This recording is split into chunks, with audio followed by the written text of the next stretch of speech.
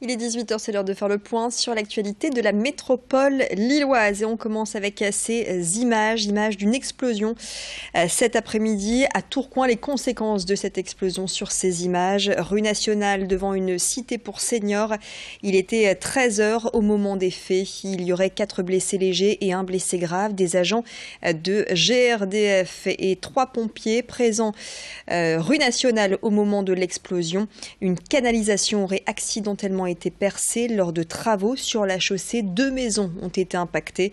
Les riverains ont été évacués et le courant coupé dans le secteur, tout comme le gaz.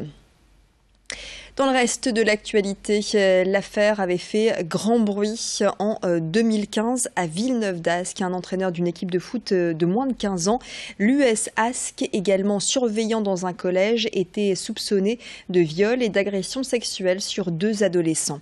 Le jeune homme, aujourd'hui âgé de 29 ans, comparaît depuis ce matin devant la cour d'assises de Douai. Il est également jugé pour corruption de mineurs sur une dizaine d'individus.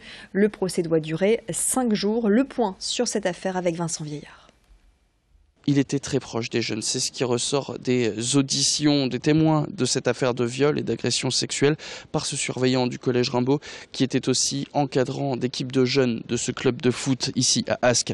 Si 2 garçons se sont portés partie civile, on compte 13 victimes qui ne se sont pas constituées. Le compte-rendu des auditions est horrible. Plusieurs jeunes et encadrants confirment que l'accusé passait de nombreuses soirées chez lui en compagnie d'adolescents qui dormaient souvent chez lui. Autre fait marquant, des photos de nu qu'il demandait aux jeunes contre rémunération. Une petite dizaine d'adolescents auraient accepté ce marché. L'accusé, qui aura 30 ans dans 2 mois, a aussi reconnu avoir envoyé des photos de son sexe à des joueurs de foot mineurs. Mais le pire, ce sont ces 2 histoires de viol, dont l'une qui s'est passée au domicile de parents de l'une des victimes, qui l'avait hébergée pendant 1 an et demi dans la même chambre, dans le même lit que leur garçon, sans se douter de jeux sexuels auxquels il a déclaré initier l'adolescent. L'encadrant récompensait ensuite ses victimes par des cadeaux, à l'image de ces 15 jours qui avaient été offerts aux États-Unis. L'éducateur, qui était souvent en compagnie d'adolescents, n'a éveillé les soupçons que lors d'une soirée loto dans laquelle il avait bu beaucoup d'alcool et où il a publiquement embrassé sur la bouche un des jeunes de son entourage.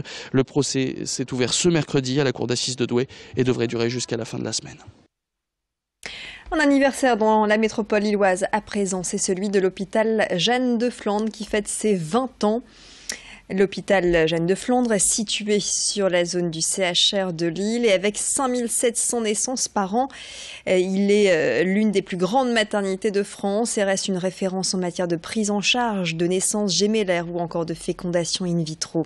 L'hôpital Jeanne de Flandre est connu également pour ses diverses spécificités, l'urgence pédiatrique ou encore son service neurologie infantile. À l'occasion de cet anniversaire, une expo photo est visible dans le hall. Elle met en avant l'ensemble du personnel de l'hôpital. Explication au micro d'Alexis Tessier. Sur l'hôpital Jeanne de Flandre, nous avons l'activité de maternité qui est l'une des plus grandes maternités de France avec plus de 5700 accouchements chaque année ici. Les services de néonatologie, les services de gynécologie en chirurgie et à la fois gynécologie médicale.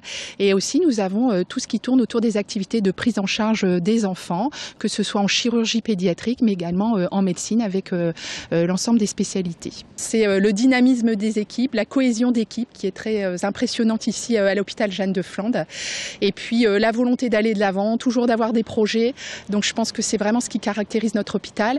Et puis un formidable travail en multidisciplinarité, puisque nous accueillons beaucoup de spécialités ici à Jeanne de Flandre.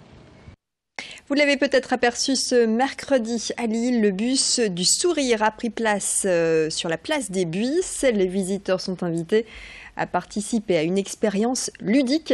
C'est une opération organisée à l'approche de la Journée mondiale du sourire prévue le 7 octobre. L'idée étant de contrer les préjugés disant que les Français ne sourient pas et qu'ils ne sont que des râleurs.